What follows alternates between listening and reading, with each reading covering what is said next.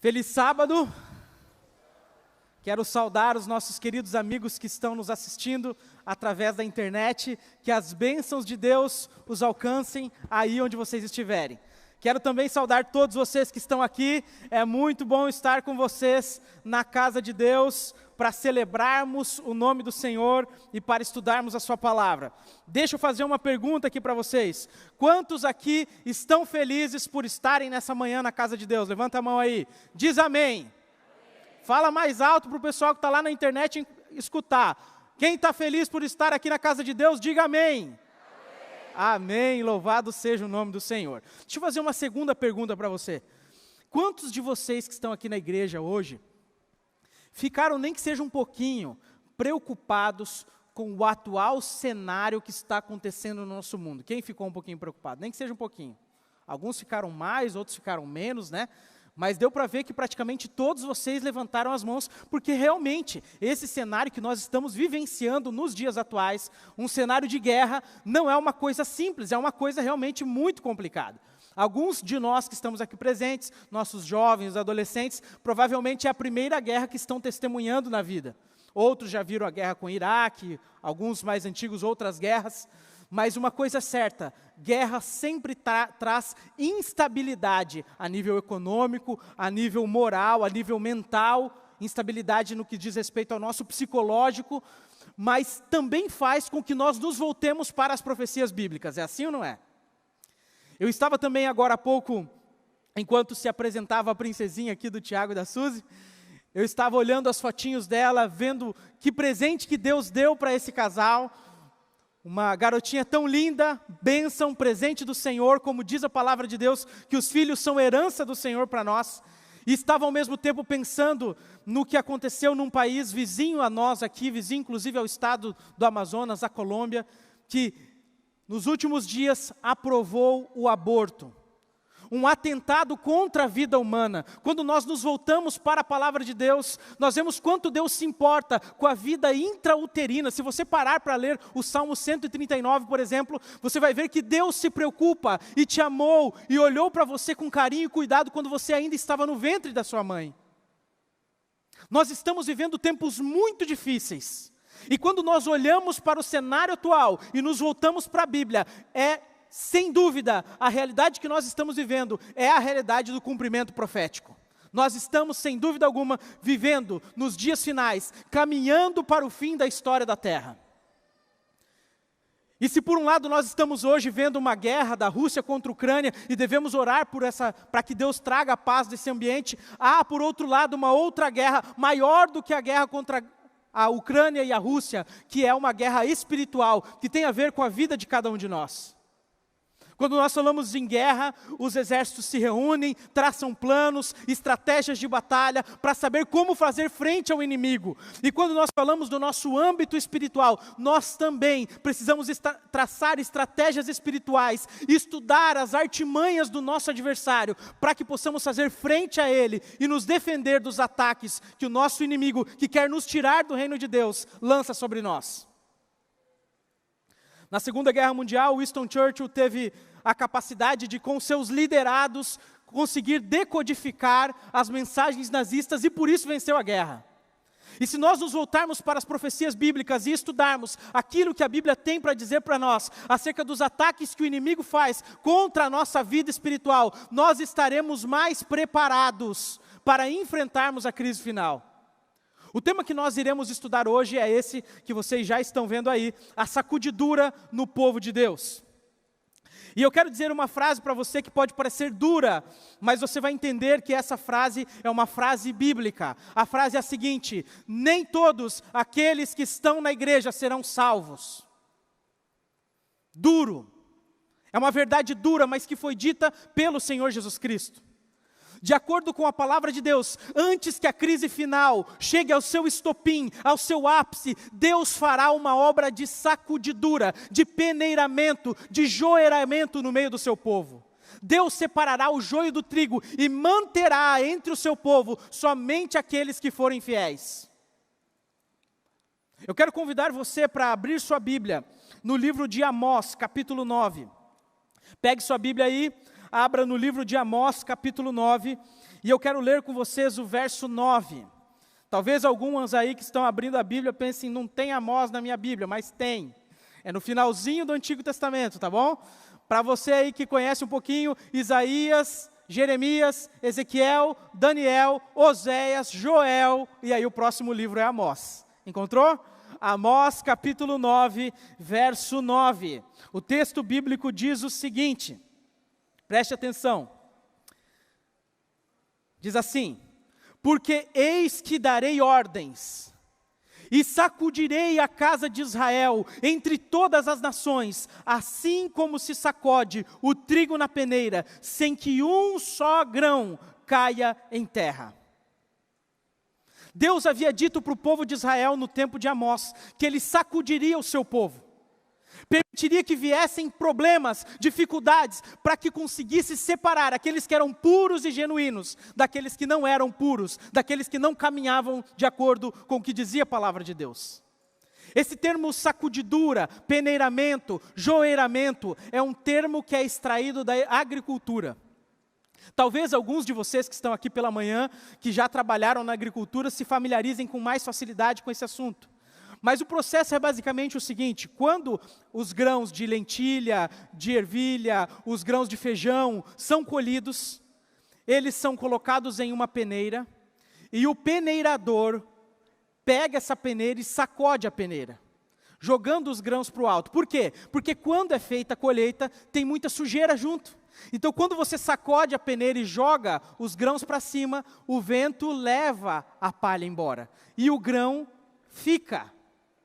A palha sai, o grão fica, a sujeira sai, o grão fica. Isso parece algo simples, mas é um conceito extremamente importante que eu preciso que você guarde no que diz respeito a essa mensagem aqui. Quando se fala de sacudidura, de peneiramento, de joeiramento, o grão fica, quem sai é a palha. O povo genuíno de Deus permanece, quem sai fora é a escória. Isso é muito importante. E agora, esse processo de sacudidura depende também muito da habilidade de quem está fazendo, sabe? Hoje, em muitas culturas, hoje em dia a gente tem processos que facilitam esse tipo de trabalho com grãos, mas ainda em alguns interiores do Brasil, ainda se tem esse processo de peneiramento. Mas geralmente o peneirador começa com pouca intensidade e conforme vai sendo limpo, ele vai aumentando de intensidade nessa sacudidura, nesse peneiramento, para purificar os grãos e deixar somente os grãos. E obviamente, como eu disse, a habilidade é importante, porque se ele não jogar com cuidado, pode cair grãos fora. Então, um bom verso 24 ao 30, diz assim: e Jesus lhes propôs outra parábola, dizendo: o reino dos céus é semelhante a um homem que semeou boa semente no seu campo. Sabe quem é esse homem que semeou boa semente no seu campo? Deus. Continua o texto. Mas enquanto todos estavam dormindo, num estado de letargia espiritual, veio o inimigo dele e semeou o joio no meio do trigo. Quem é que traz o joio para o meio da igreja? O inimigo de Deus. Quem é o inimigo de Deus? Satanás. Quer dizer que Satanás traz para dentro da igreja pessoas que não estão santificadas, pessoas que não foram plantadas dentro da igreja por Deus, para desviar, para transviar, para causar problemas dentro da igreja. O texto continua: e quando as plantas cresceram e produziram frutos, apareceu também o joio. Então os servos do dono da casa chegaram e disseram: patrão, o senhor não semeou boa semente no seu campo, de onde então vem o joio? Ele, porém, lhes respondeu: um inimigo fez isso. Mas os servos lhe perguntaram: o senhor quer que a gente vá e arranque o joio? E olha a resposta. O dono da casa respondeu: não, porque ao separar o joio, vocês poderão arrancar também com ele o trigo. Deixem que cresçam juntos até a colheita. E a colheita aqui representa o tempo final. E no tempo da colheita direi aos ceifeiros: ajuntem primeiro o joio e amarrem-no em feixes para ser queimado, mas recolham o trigo no meu celeiro. Eu quero que vocês reparem aqui que nessa parábola de Jesus está mostrando como é que acontece esse processo de sacudidura, de separação. Conforme estiver se aproximando o tempo da colheita final, o tempo em que Jesus voltará para resgatar o seu povo, haverá uma separação daquele que busca a santificação, daquele que caminha com Deus, com aquele que não caminha, que não busca Deus de fato. Com aquele que é um crente apenas nominal, um cristão apenas de profissão, mas não de realidade de vida. E o texto aqui nos deixa claro um outro detalhe, só para confirmar aquilo que a gente viu no Antigo Testamento. Jesus disse ali no verso 30, ajuntem primeiro o joio. O joio é ajuntado e levado para ser queimado. O joio sai, o trigo permanece. O Antigo Testamento fala sobre uma sacudidura, o Novo Testamento fala sobre uma sacudidura. E eu quero que vocês leiam agora esse texto aqui, que vai passar aí para vocês, por favor, pessoal da produção, está passando aqui a outra coisa. Ok, muito bem. Olha só esse texto que nós estamos lendo aí do Espírito de Profecia. O povo de Deus será peneirado assim como o trigo é sacudido na peneira, até que toda a palha seja separado dos puros grãos. Nós estamos vivendo em meio a um cenário profético, que foi profetizado no Antigo Testamento, confirmado no Novo Testamento por Jesus, e ratificado pelos textos do escrito do Espírito de Profecia. Nós estamos vivendo agora, queridos amigos, em um tempo de sacudidura.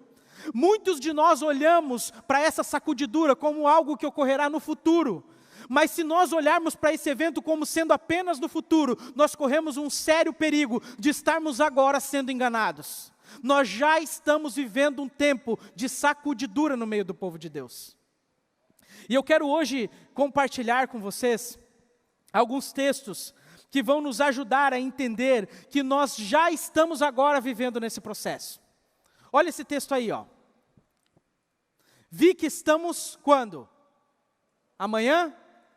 Daqui 10 anos? Quando? Agora, no tempo da sacudidura. Já é o tempo de sacudidura. Deus já está purificando seu povo. Deus já está tirando a escória dos grãos genuínos. Deus já está fazendo uma obra de limpeza no meio do seu povo. Olha esse outro texto. Ao ser o povo de Deus selado em sua testa. Aqui está falando do tempo de selamento, um outro momento, nós vamos falar sobre esse assunto. E não se trata de um selo ou sinal que se possa ver, mas de uma, deixa eu só acompanhar aqui, mas de uma fixação na verdade, tanto intelectual como espiritualmente, de modo que não possa mais mudar. Estará também selado e preparado para a sacudidura que há de... Mas na verdade ela já começou. Percebam que há dois momentos aí, uma sacudidura que há de vir e uma sacudidura que já começou. Algo que está acontecendo no tempo presente, algo que acontecerá no futuro. Assim como o peneirador começava peneirando devagar e aumentava de intensidade conforme a palha ia saindo, da mesma maneira Deus trabalha no meio do seu povo. À medida que nós vamos nos aproximando do tempo final, a sacudidura aumenta de intensidade até chegar no seu ápice. Sabe quando é que será esse ápice? Quando sair o decreto dominical. Pastor, eu não sei o que é esse negócio de decreto dominical que você está falando. Então eu vou convidar você a vir aqui nos domingos à tarde participar da classe do Apocalipse que o professor G.D. Gilson está passando. E aí você vai entender o que é decreto dominical, tá bom? Mas tendo dito isso como forma introdutória, eu quero analisar rapidamente com vocês, sei que o horário está avançado, mas quero avançar rapidamente com vocês, analisando aqui 6 aspectos, 6 causas da sacudidura que nós já estamos vivendo no tempo presente. Vamos analisar comigo quais são essas causas? A primeira causa da sacudidura é a verdade. Como assim, pastor? A verdade é a superficialidade da fé das pessoas na verdade da palavra de Deus. Olha o que diz esse texto. Começou a forte sacudidura e continuará, e todos que não estiverem dispostos a assumir uma posição ousada e tenaz em prol da verdade e a sacrificar-se por Deus e por sua causa, serão joeirados.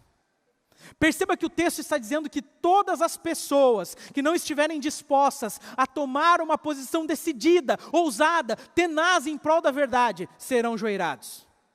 Muitos de nós dizemos que cremos na verdade, mas não temos coragem de professar a nossa fé. Como eu disse há pouco, estamos vivendo em um momento em que, por exemplo, no cenário aí de que diz respeito à vida humana, um país aprova o aborto e a gente cristão fica como? Caladinho. Ah, porque se eu falar que eu sou contra aborto, as pessoas do meu trabalho vão olhar ruim para mim. Os meus colegas da faculdade vão me olhar de um jeito torto. Eu posso perder minhas amizades. Nós precisamos ser fiéis, firmes, àquilo que diz o princípio bíblico. Eu até estou me lembrando aqui de uma história que um pastor me contou esses dias, um colega, que ele estava conversando com os jovens lá sobre os desafios que o jovem hoje enfrenta nas universidades, e ao conversar com eles, disse: eu sei que muitos de vocês enfrentam desafios, e entre os jovens que estavam ouvindo, ele sabia que tinha um que estava fazendo um curso específico, que tem muito conflito de fé com aquilo que a palavra de Deus diz, evolucionismo e etc., e ele disse assim: olha, você, por exemplo, você deve estar enfrentando muita dificuldade lá na faculdade por causa da sua fé, porque você é cristão, não é verdade? E o jovem respondeu assim: olha, pastor, graças a Deus não estou enfrentando problema nenhum. Ele falou: é mesmo, não está? Não estou não, pastor, eu estou já há mais de 6 meses na faculdade e graças a Deus até hoje ninguém lá descobriu que eu sou cristão. Esse é o famoso crente 007, né? É o agente secreto, ninguém sabe que ele é cristão. Só sabe quem vai na igreja com ele. Mas Deus não nos chama para sermos assim, amigos. Deus não nos chama para escondermos a verdade. Deus nos chama para nos posicionarmos ao lado da verdade, para sermos fiéis ao que diz a palavra de Deus. Deus não quer que você seja envergonhado em relação ao Evangelho. O apóstolo Paulo diz: eu não me envergonho do Evangelho de Deus, porque é o poder de Deus para a salvação de todo aquele que crê. Se você está se envergonhando da verdade, é porque você não está conhecendo a verdade de verdade. E um detalhe importante, sabe o que é a pior coisa? A pior coisa não é os seus colegas da escola te olharem torto porque você defende valores bíblicos. Não é os seus amigos da faculdade te excluírem do grupinho porque acham que você é crente demais. Não é os seus vizinhos olharem para você como o crentão, como aquele que segue a Bíblia, ou os seus colegas de trabalho. O pior problema não é ser rejeitado pelas pessoas. O pior problema é deixar de valorizar a verdade da palavra de Deus, de se posicionar ao lado da verdade, e no dia quando Jesus voltar, ser deixado de lado do reino de Deus. Esse é o pior problema. Nós precisamos ser, irmãos, queridos amigos, decididos em prol da verdade. Porque se nós não formos hoje, em tempo de paz, relativa paz, no que diz respeito à nossa liberdade religiosa, fiéis à verdade, como é que seremos quando o tempo da crise final chegar? Eu quero até fazer um parênteses aqui em relação à realidade do sábado. Sabe, amigos, eu tenho visto muitos adventistas, muitos entre nós, que defendem, que creem no sábado, mas que já não guardam mais o sábado. Não santificam o sábado da maneira que deveria ser guardado. Assistem no sábado coisas que não deveriam ser assistidas, falam sobre coisas que não deveriam ser faladas, fazem coisas que não deveriam ser feitas e deixam de fazer aquilo que deveria ser feito, que é a obra missionária, o trabalho em prol do próximo, a dedicação pela salvação das almas. E se nós não estamos sendo fiéis ao sábado enquanto nós temos liberdade, como nós seremos quando chegar o tempo da crise final do decreto dominical? Agora é o nosso tempo de preparo, amigos. Tem um texto do Espírito de Profecia que diz assim, que tudo que nós estamos fazendo hoje está nos preparando ou para recebermos o selo de Deus ou a marca da besta. Você já parou para pensar nisso? Que tudo que você faz na sua vida está te preparando ou para o selo de Deus ou para a marca da besta? E essa é a realidade espiritual, porque nós estamos vivendo uma guerra espiritual. Anote no seu caderninho aí essas coisas, irmãos, que são importantes. Segunda coisa, segunda causa da sacudidura, a perseguição. E aqui é muito interessante, porque se você abrir sua Bíblia lá em Mateus 24, e você ler os primeiros versos de Mateus 24, os discípulos perguntam a Jesus, quais são os sinais do fim? E Jesus fala sobre isso que a gente está vendo hoje, guerras, rumores de guerras, e ele diz assim, não vos assusteis, porque ainda não é o fim. Isso é o princípio das dores. Mas em Mateus 24, verso 9, depois de falar das guerras, sabe o que Jesus fala? Ele fala assim, muitos de vocês serão perseguidos por causa do meu nome. Jesus disse que no tempo final haveria uma forte perseguição contra o povo de Deus. Só que muitos de nós estamos vivendo a nossa vida achando que o evangelho verdadeiro é o evangelho da prosperidade, que a vida cristã é uma vida de mar de rosas, que você aceita Cristo e vai ficar tudo bem, e aí a gente está disposto a seguir a Cristo enquanto está tudo bem na vida, mas quando chega o tempo da provação, o tempo da dificuldade, o tempo da perseguição, abandonamos os caminhos de Deus. O apóstolo Paulo diz em 2 Timóteo, em sua carta, dizendo que todos aqueles que quiserem viver piamente em Cristo padecerão perseguições. Sabe por que que hoje ainda não existe a perseguição como aconteceu nos tempos passados aqui no nosso país? Sabe por quê? Porque nós não estamos vivendo o Evangelho em sua plenitude, como os apóstolos viveram e como os muitos cristãos que passaram no transcurso da história viveram. Porque tão logo nós vivermos uma fé reavivada como foi eles, o mundo não consegue suportar a iluminação da glória de Deus na vida de seus filhos. E olha o que diz esse texto aí: a conscienciosa obediência à palavra de Deus será considerada rebeldia. Então nós estamos chegando em um tempo que você querer obedecer a palavra de Deus vai ser considerado rebeldia. Você fala assim, olha, mas a Bíblia condena o aborto, você está sendo um rebelde contra as leis do nosso país. A Bíblia condena a prática homossexual, você está sendo homofóbico. A Bíblia diz que nós devemos guardar o sábado, mas a lei agora diz que é o domingo. Vocês entenderam onde a gente está caminhando? E aí diz assim, ó.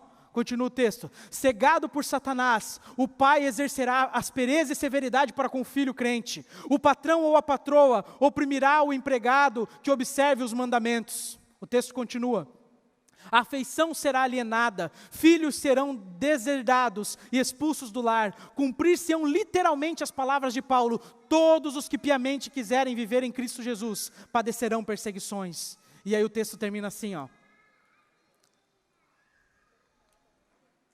Pode passar, por favor, aí? Ok. Ao aproximar-se a tempestade, o tempo final, a crise final, uma classe numerosa, vejam que não são poucas pessoas, são muitas, que têm professado fé na mensagem do terceiro anjo. Vocês lembram qual que é a mensagem do terceiro anjo?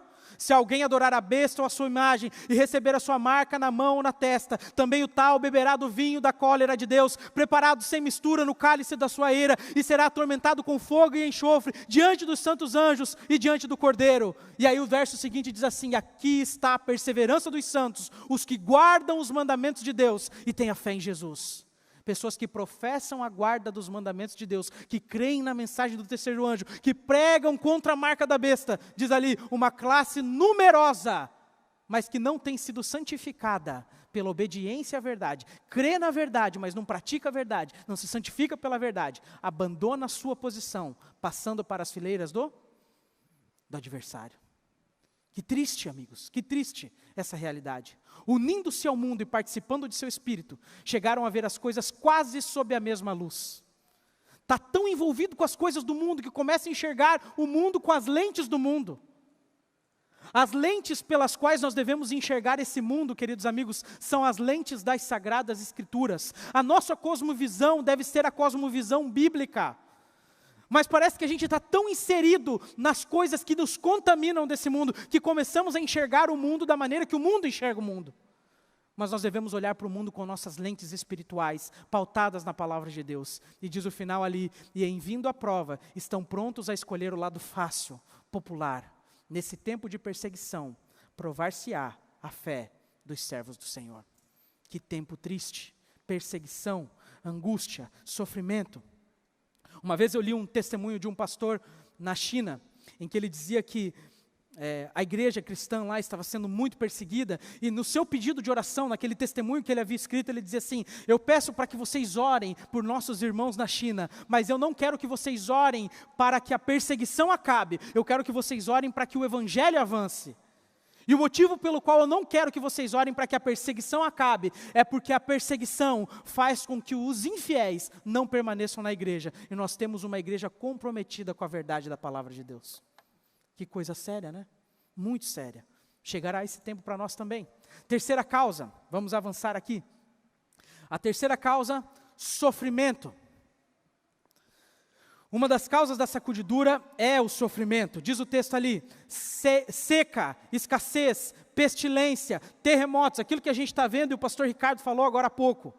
Acidentes no mar e na terra se multiplicarão. A vida estará insegura em qualquer lugar, exceto a que esteja refugiada com Cristo em Deus. E continua: logo o povo de Deus será provado por ardentes provas. E a grande proporção... Sabe o que significa grande proporção, amigos?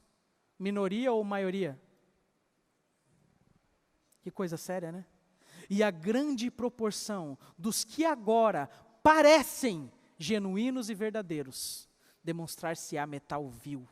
Em vez de se fortalecerem e confirmarem com a oposição, as ameaças e abusos tomarão covardemente o lado dos oponentes. Que coisa séria, amigos. Quando nós enfrentamos dificuldades, quando nós passamos por provações, por lutas, por angústias, Deus permite que essas dificuldades, que esses sofrimentos, que essas batalhas cheguem até nós, mas Ele tem o objetivo de nos burilar, de nos purificar. Ele permite que a dificuldade venha, mas em 1 Coríntios capítulo 10, verso 13, Ele diz que Ele não permite que venha sobre sua vida uma provação senão humana, e junto com a provação Ele te dá o poder para resistir. Só que a mesma provação que fortalece a fé de alguns, faz com que outros abandonem o caminho de Deus. Como você tem reagido diante das provações da vida? Você tem aprendido a confiar mais em Deus? Você tem agarrado mais firmemente na mão do Senhor?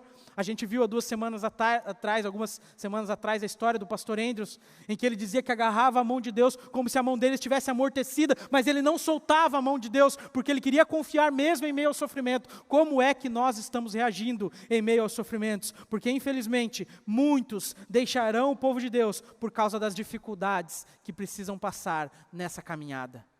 O evangelho que Jesus nos chama a participarmos não é o evangelho da coroa agora é a cruz, a coroa vem no futuro. Jesus disse: se alguém quiser vir após mim, negue-se a si mesmo, tome cada dia sua cruz e siga-me.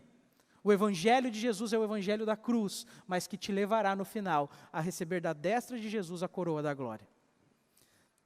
Quarto, rejeição da testemunha verdadeira. A testemunha verdadeira, amigos, é uma mensagem que Jesus Cristo manda para a igreja que viveria nos tempos finais, lá no livro de Apocalipse, capítulo 3, a partir do verso 14. Aquela mensagem Jesus está direcionando diretamente a nós que vivemos nos últimos dias. E lá diz qual é a nossa atual condição espiritual. Sabe qual é? Jesus disse que nós dizemos assim: eu rico sou, estou enriquecido, não tenho necessidade de coisa alguma. A gente se considera orgulhoso espiritualmente. Eu sou cristão, eu vou para a igreja, eu dou estudo bíblico, eu sei qual é a verdade, a minha igreja é bonita, a gente está construindo um templo lindo na Ponta Negra. Rico sou e estou enriquecido, eu não tenho necessidade de coisa alguma, minha igreja é um modelo. E aí Jesus conclui dizendo: mas tu nem sabes, olha só, cegueira espiritual, tu nem sabes que és um miserável, desgraçado, pobre, cego, nu. Você está cegado, você não está enxergando o que está acontecendo de verdade. E ele diz: eu te aconselho que você compre de mim ouro provado no fogo. E o ouro provado no fogo, no Apocalipse, representa a fé que opera por amor, uma fé operante, uma fé que transforma. Compre de mim fé, busque de mim fé, eu estou disposto a dar fé para você. Eu te aconselho também a comprar de mim as minhas vestiduras brancas. Você está contaminado com o seu pecado, eu quero transformar sua vida, eu quero mudar seu coração, eu quero te fazer semelhante a mim.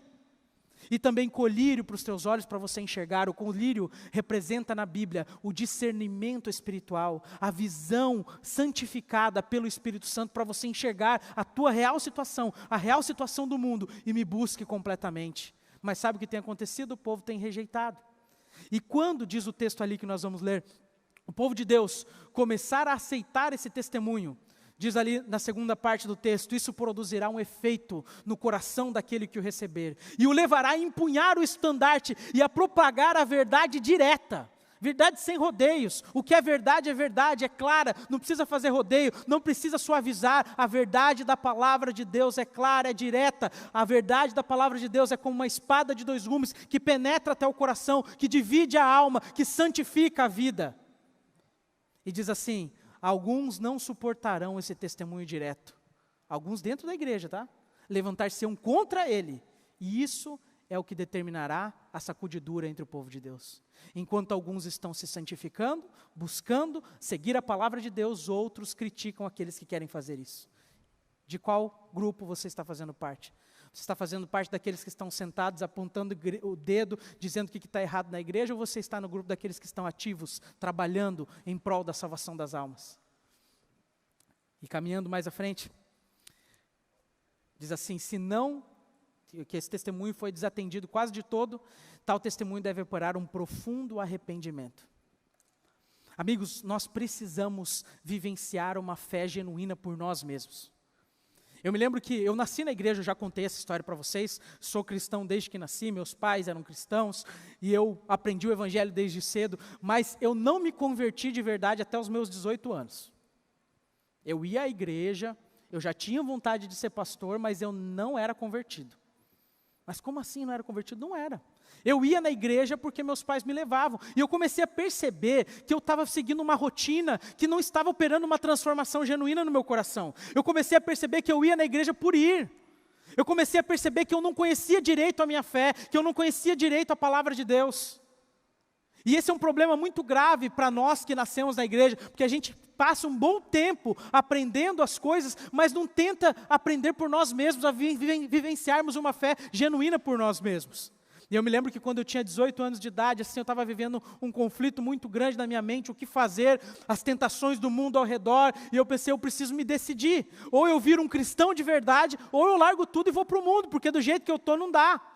E naquele sábado eu fui à igreja, quem pregaria naquele sábado era meu pai.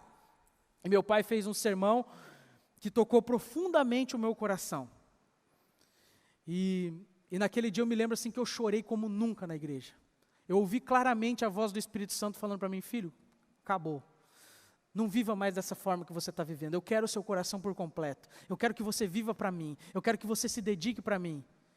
E aí eu comecei, a partir daquele dia, a tomar a decisão de que eu não seria mais aquele crente que a gente brinca chamando de o crente Raimundo, né? Que é um pé na igreja, outro pé no mundo. A partir daquele dia eu seria um cristão genuíno. Alguém que viveria a palavra de Deus. E Deus operou grandemente na minha vida desde aquela época e ainda tem operado. Tem muita coisa para caminhar ainda nessa caminhada de santificação. Mas você precisa se decidir se você quer viver realmente a sua fé ou não.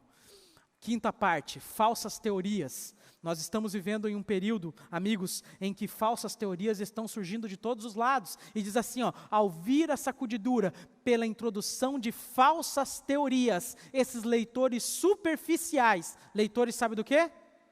Da Bíblia, superficiais, não ancorados em parte alguma, são como areia movediça, escorregam para qualquer posição, para agradar a tendência de seus sentimentos de amargura.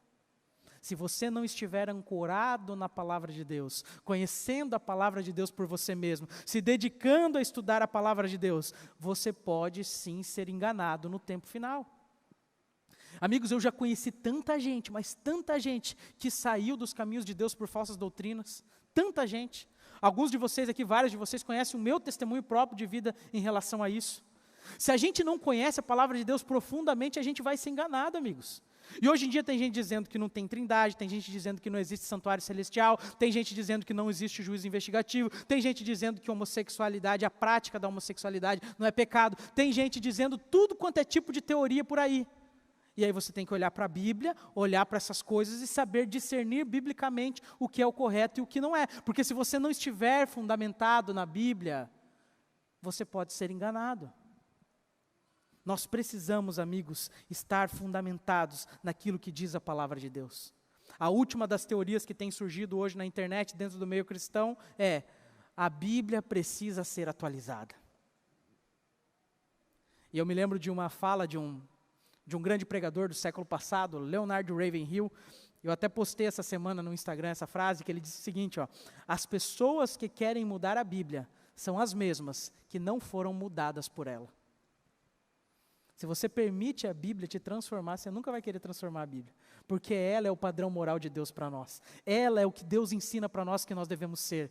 É através dela que Deus transforma a nossa vida. Nenhum outro livro faz sobre a sua vida o que a Bíblia faz. Nenhum outro livro é vivo e é eficaz como a Bíblia é. Você pode ler um monte de livros, eles vão trazer conceitos que vão te ajudar a mudar. Mas o único livro que tem o poder de transformar as pessoas, porque Deus colocou nesse livro o poder, é a palavra de Deus. É o único. E por último, amigos, para a gente terminar, vamos caminhar aqui. Pode passar, por favor. Sexto, são os enganos satânicos sobrenaturais. Pode passar, por favor? Ok. O povo de Deus não encontrará sua segurança na operação de milagres, pois Satanás imitará os milagres que forem operados. Amigos, no tempo final, Deus operará com grande poder através do seu povo, mas Satanás falsificará essa obra. Como é que nós discerniremos os milagres verdadeiros dos falsos? Através daquilo. Os enganos do espiritismo, os enganos das falsas doutrinas, estão todos aí ao nosso redor, e nós precisamos, queridos amigos, nos dedicar para aquilo que é a palavra de Deus, porque se nós não estivermos firmados, nós poderemos ser joeirados. E por fim, queridos, eu queria dizer para vocês que nós falamos aqui de 6 pontos importantes que se relacionam à nossa fé no tempo final. O primeiro ponto era as pessoas não se firmarem na verdade. E eu queria lembrar a você que Jesus disse em João 14, verso 6, que Ele é o caminho, a verdade e a vida. Agarre a mão de Jesus, porque todos aqueles que estiverem agarrados às mãos de Jesus nunca serão joeirados para fora. O joeirador é o nosso grande Pai Celeste. Aquele que faz a sacudidura é o nosso Criador. E Ele tem a habilidade de fazer com que nenhum grão genuíno, com que nenhum filho de Deus se perca. Agarre na mão de Jesus e se firme na verdade.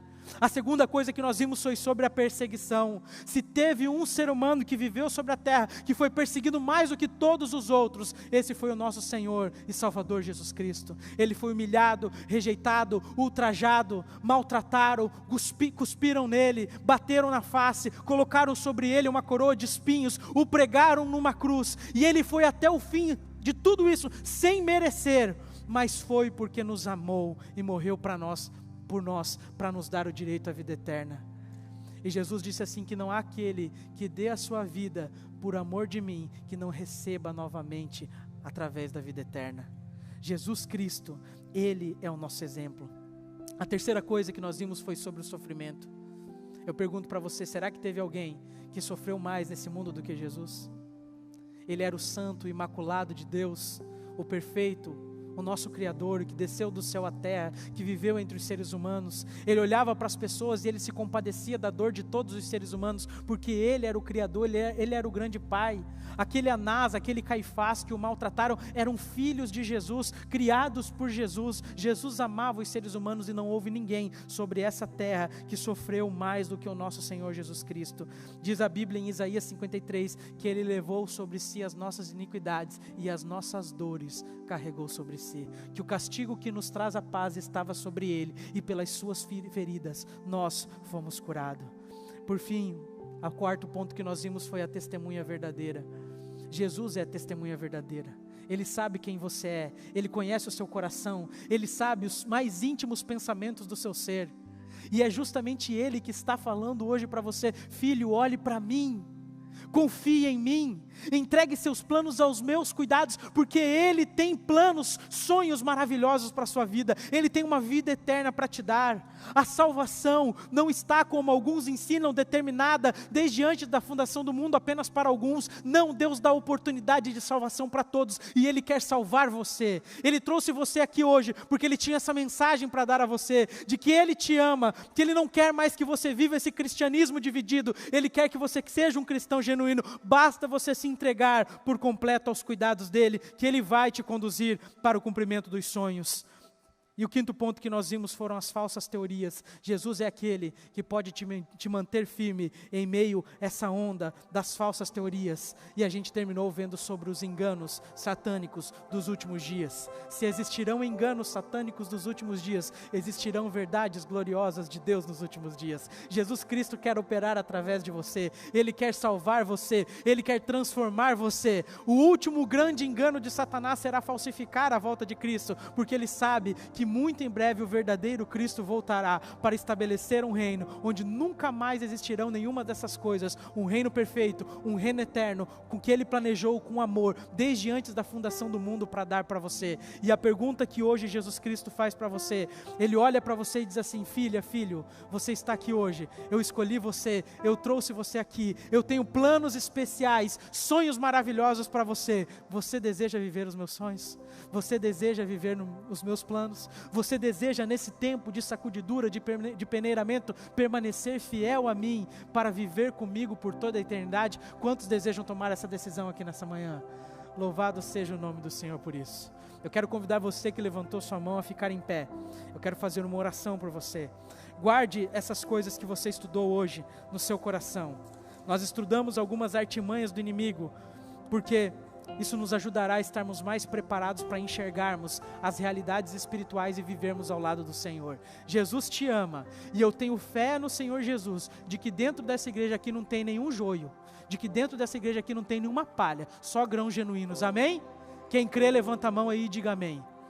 Então feche seus olhos, levante sua mão, eu vou falar e você vai repetir. Senhor Jesus, eu te entrego a minha vida, Eu não quero ser joio. Eu sou o teu trigo. E estou me preparando para ser ajuntado no seu celeiro. Transforma a minha vida. Santifica meu coração. Eu me entrego a ti. Em nome de Jesus. Amém. Deus abençoe você.